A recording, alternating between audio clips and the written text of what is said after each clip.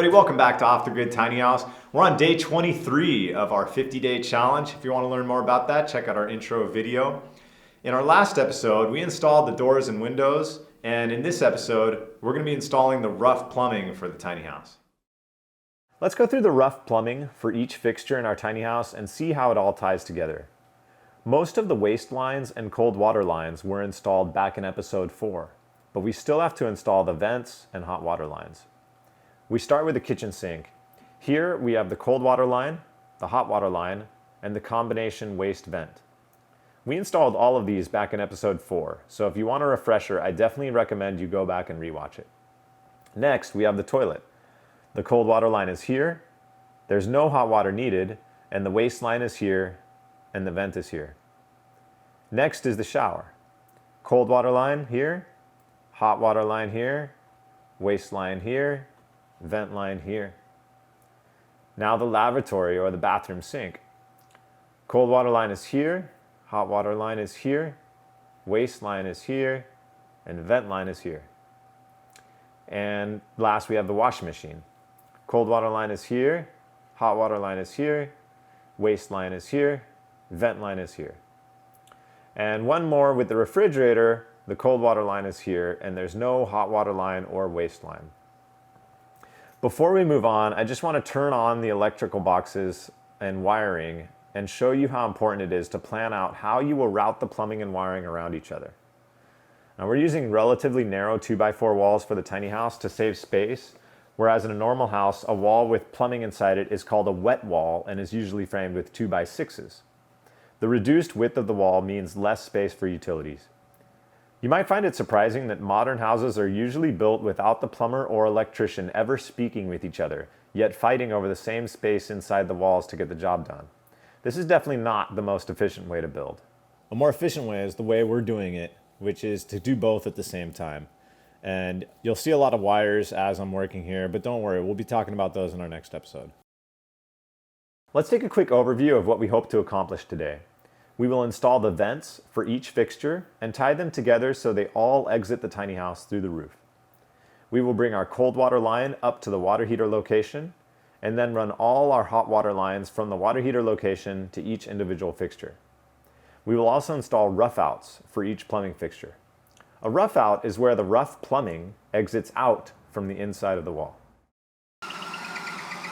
We began by installing vents for each of the plumbing fixtures. I started with the toilet vent, bringing it above the ceiling joist with a couple 90-degree elbows. Next, I attached a sanitary tee so I can tie the other vents into this main stack. I then drilled a hole in the roof and ran the vent up and through the roof. I ran a bead of roofing sealant around the gap between the shingles and the vent pipe and then placed a vent flashing over the vent.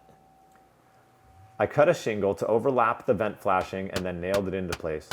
The instructions for the vent flashing are included with the aluminum roof installation instructions. I used another sanitary tee to connect the washing machine vent to the toilet vent. I also used a reduction fitting because the washing machine vent is 1.5-inch pipe, but the toilet vent is 2-inch pipe. I used several 90-degree elbows to turn the vent down and inside the wall over the washing machine waste pipe and then connected the two with a sanitary tee. I connected this tee to a trap and a standpipe. Now you notice I haven't talked at all about slope, and that's because vent pipes do not need to slope. However, you'll notice here we're installing our washing machine drain, and that has a 1/4 inch per foot slope. Washing machine traps are required by code to be placed between 6 inches and 18 inches above the floor, and standpipes must be between 18 inches and 30 inches. This is the standpipe here. It goes from the washing machine outlet to the trap. The washing machine outlet is technically part of the finished plumbing, not the rough plumbing, because it will be visible when the house is finished. However, it needs to be installed now because it's also inside the wall. So we got our washing machine box here, and it comes with these really long nailing flanges just in case you don't have studs right next to each other. With our small wall right here, I've got plenty of studs. So what we're going to do is just trim this off. So we're just going to kind of line it up here. And we can see if we trim it off right here, we'll have plenty of nailing holes still. I installed another reduction fitting to the sanitary tee back above the ceiling joist and ran it to the shower. I I used a sanitary tee here as well before connecting the shower vent. Then I used a 45-degree elbow to run the line from the sanitary tee over the top of the lavatory drain. I used a 90-degree elbow to run the vent down into the wall and connected it to the drain with a sanitary tee. This tee is where the sink waste rough out will exit the wall. If you're enjoying these videos and learning a lot, there's many ways to help us out. You can like the video, subscribe to our channel, or visit our Patreon page, and for a small monthly donation, get access to things like behind-the-scenes videos and Q&As. If you're building your own tiny house, you can use the links in the description below to order your tools and materials. We really appreciate all those who've helped us out and make this channel possible. The next step was to install the water supply roughouts. We started with the toilet. I used a PEX roughout elbow to bend the PEX into a 90-degree and nailed it to the wall. Toilet roughouts are usually placed about 12 inches above the floor, but it's really up to your personal preference. They're usually placed on the wall behind the toilet, but to keep the plumbing out of the walls where we have insulation, I just put it in the sidewall. The shower roughout was next. We had to install some blocking to attach the shower valve and shower head to. We used a bend support on the cold water line to turn it 90 degrees and then attached it to the shower valve.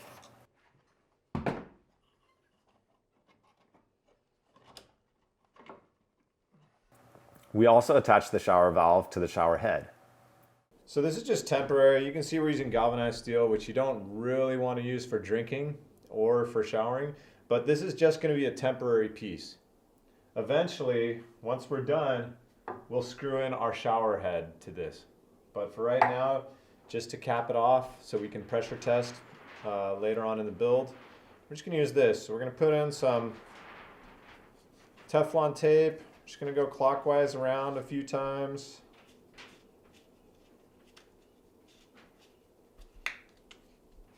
Looks good.